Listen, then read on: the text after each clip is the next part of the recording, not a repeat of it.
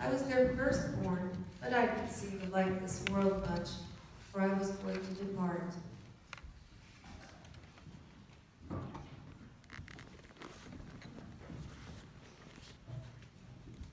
The nurse had been working with me. Mother had given almost all she had. She lay helpless and did so for weeks after. Still, her faith was strong. Mother had been praying and hoping her tiny baby would live, that it would grow strong and healthy and enjoy life. She's not breathing. Are we too late? I'm afraid so. But those elders and mother had faith that the Lord could restore me to health. The elders gave me the name Relia Shaw and asked the Lord to bless me.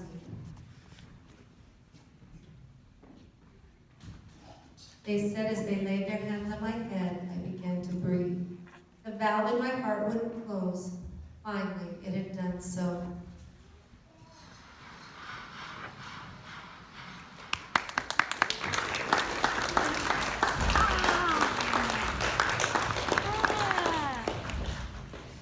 The Shaw family lived in the tiny town of Aurora, Utah.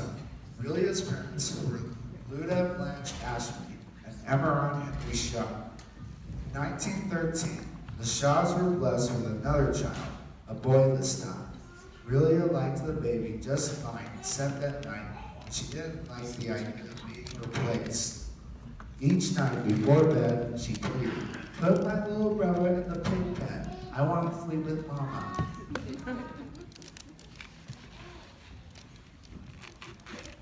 Relia did all the typical things little girls at that early, and it wasn't long before she was old enough to go to school.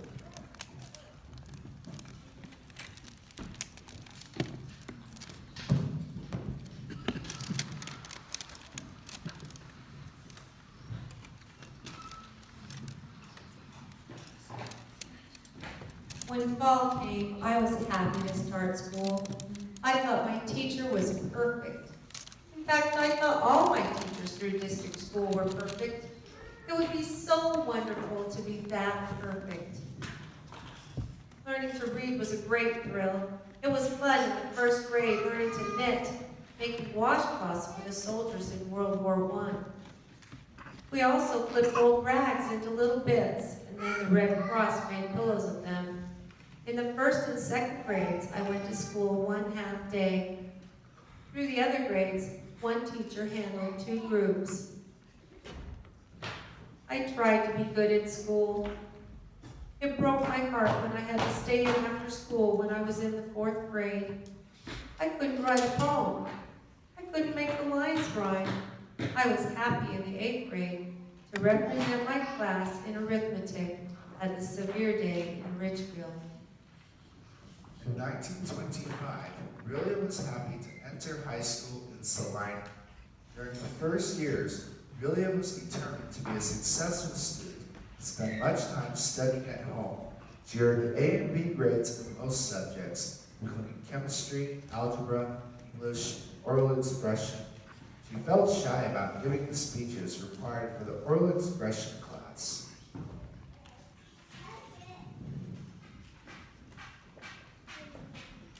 She would practice at home with her family as audience. Her work and determination was rewarded, and she did well enough to receive honorable mention awards at speech contests.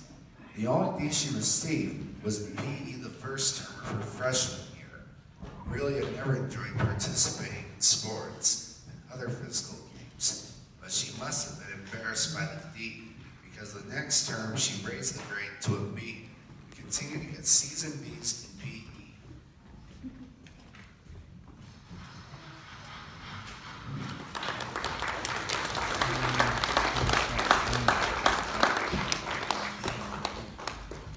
In spite of her hard work in school, when Relia was a child, she had only one dream of her future occupation.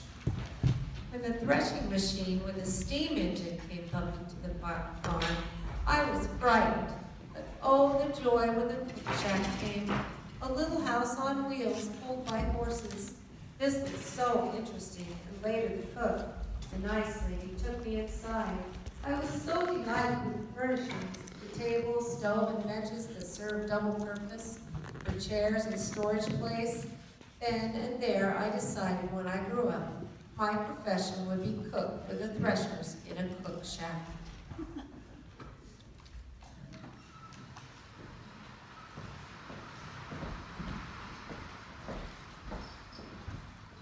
Relia graduated from North Sevier High School on May 16, 1929. And that fall, she headed off to Snow College in Ephraim. She lived with 3 other girls in the Thompson Apartments. And as a room full of girls will sometimes do, one evening they got rather silly. It was one of those evenings during the winter quarter that 4 girls living in the Thompson apartment threw their studies aside and entered into a hilarious squabble. Zelda, a high-spirited girl, snatched the only pair of shoes I owned off of my feet and ran for the door. Bang! Bang! The shoes landed on the balcony. Zelda, what have you done? The balcony could be reached only by way of some very refined gentleman's rooms. I shuddered as I thought of the prospects of recovering my shoes. It would be hopeless to expect any of the girls to recover my shoes. They thought it was too good a joke. As to either of the gentlemen being interested enough to hunt the owner of the shoes, well, that was odd reason. I had once hoped I might be a modern Cinderella, but long since my judgment had taught me that no such thing would happen to such a red-headed, freckle-faced girl. After some time of anxiety and earnest pleading to my friends with no avail, I decided to face the worst. I tiptoed up the steps.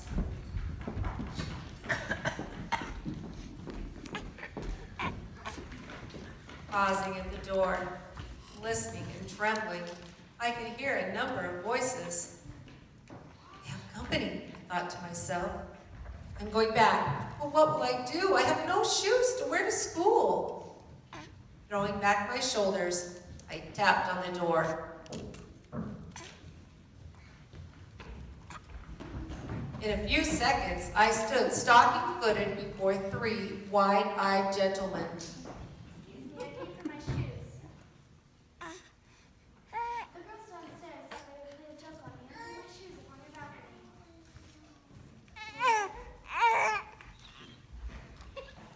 Leo Larson, a good-natured fellow, volunteered to get them and bolted for the door. I followed him. He seemed almost afraid of me.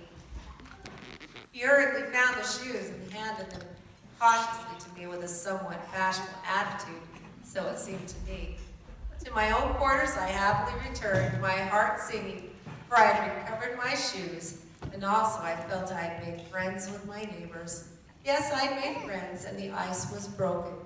Not many evenings passed until numerous informal parties, squabbles, and chats occurred, with all the girls and fellows doing their part to make merry the times.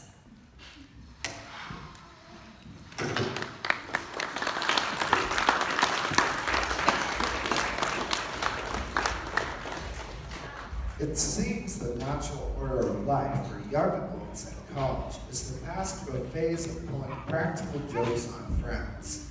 Relia and her roommates, as well as the refined gentlemen upstairs, were not immune.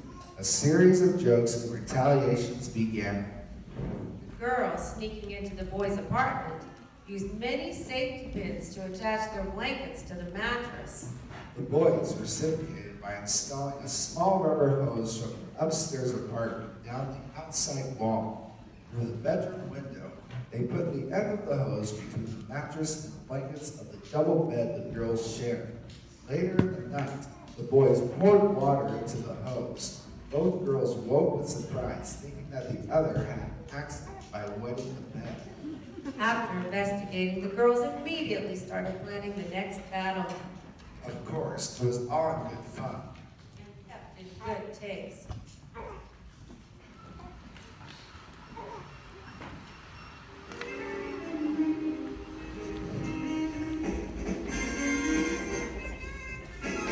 Leo and Relia finished their first year at Snow, but Leo didn't return to school in the fall.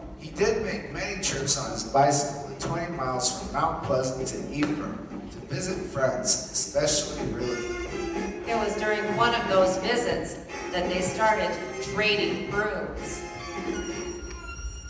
One afternoon, I packed my suit and dress clothes in a box, tied them on my bike, and cycled to Ephraim, and there met Relia, and told her of my missionary call. College dances were such fun, and since there was a dance scheduled for that evening, we decided to don our dance togs and go.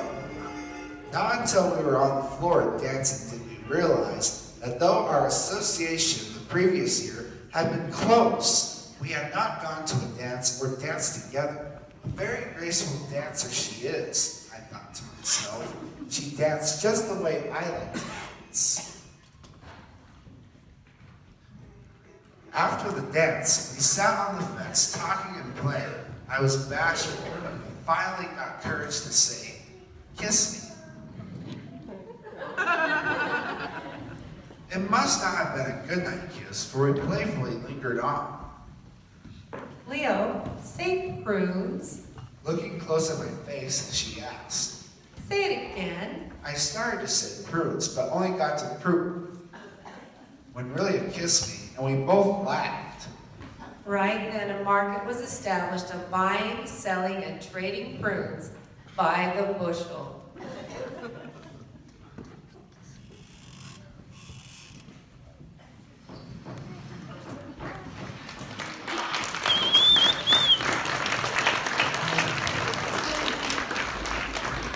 Relia graduated from Snow College in 1931 with an associate's degree in education.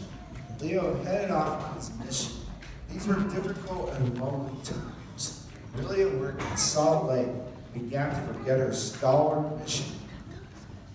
I met friends from many different walks of life, with different ideas, standards, and religions. I was enjoying these friends immensely when they were giving me chances to go to the places and do the things I had always thought I wanted. Sometimes, however, I didn't approve of all the things that went on at the hilarious parties. For instance, drinking and smoking among both boys and girls. I found myself in company with a certain friend very often, 5 or 6 evenings out of the week. When I really stopped to think seriously of the situation I was getting myself into, I wondered if that was what I wanted. These friends were so different from my old friends. The more I thought of the situation, the more uneasy I became. A few days later, Relia returned to Ephraim to attend commencement at Snow College, while in Aurora, that same weekend, she decided to receive her patriarchal blessing. This was a turning point in Relia's life. I began finding joy in other things, searching for genealogy, visiting the library, attending the best meetings we could find, and visiting relatives. In July, I came home for 2 months. When I returned to Salt Lake, I found a new job in a different part of the city. All this time, Leo hoped and prayed and worked hard on his mission. When he returned home, they still had to spend time being separated because Relia had agreed to pay for her brother, Lord's mission, so she had to work. At that time, began a tradition.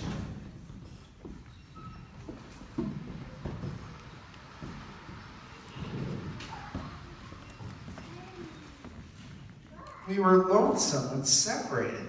To help bridge the gap of distance, the Sunday night date at 9 o'clock was started. No matter where we were or what we were doing, when the clock said 9 o'clock on Sunday, we each would stop for 5 minutes in meditation and think of the other.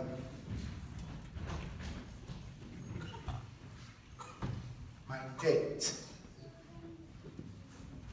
When I come to the end of the Sabbath day with its lessons of wrong and right, there's nothing quite so inspiring to me as my date each Sunday night.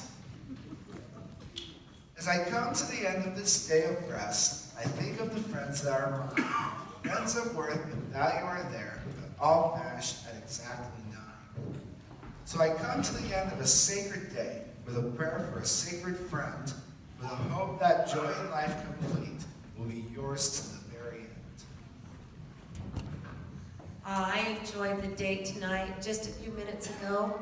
The night is grand, glorious, and peaceful after a storm. Deep white billows of snow have covered the ground. Trees are decked in gowns of beautiful white. Shrubs are glistening in the starlight. All seems at peace.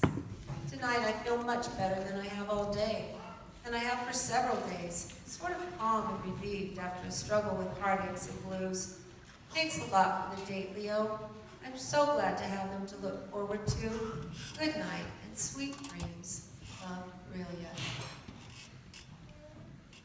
Some years later, after marriage, we decided we would still keep our Sunday night at 9 if we were away from each other or parted in death.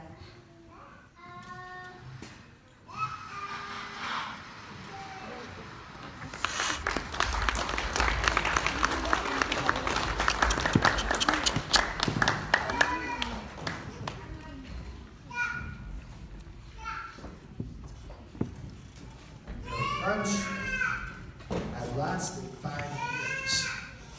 It was finally time for a commitment.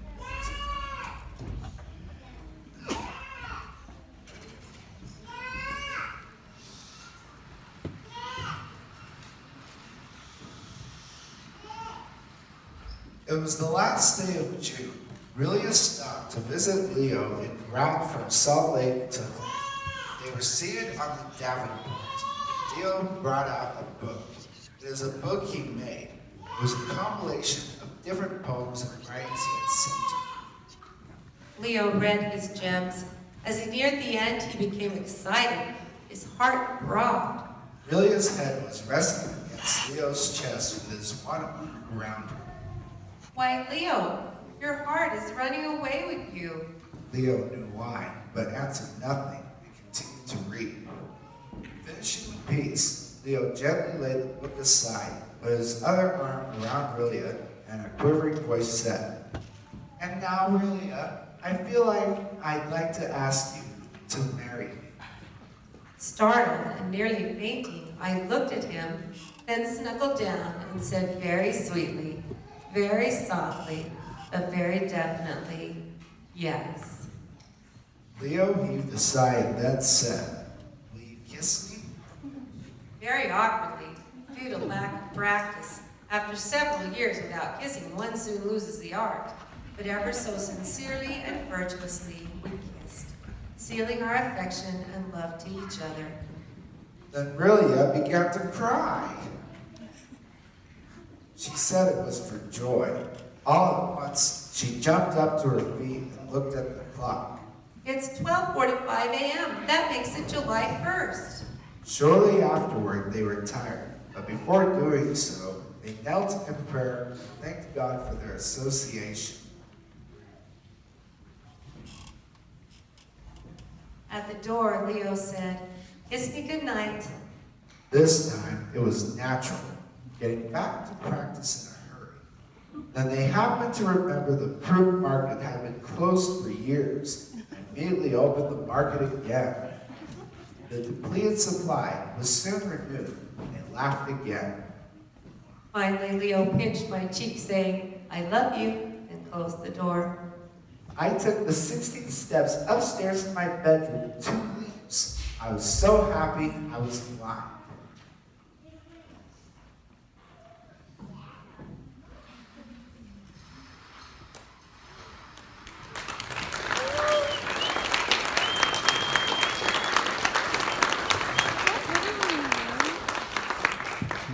Relia and Leo were married on June 8, 1937, in the Manti Temple.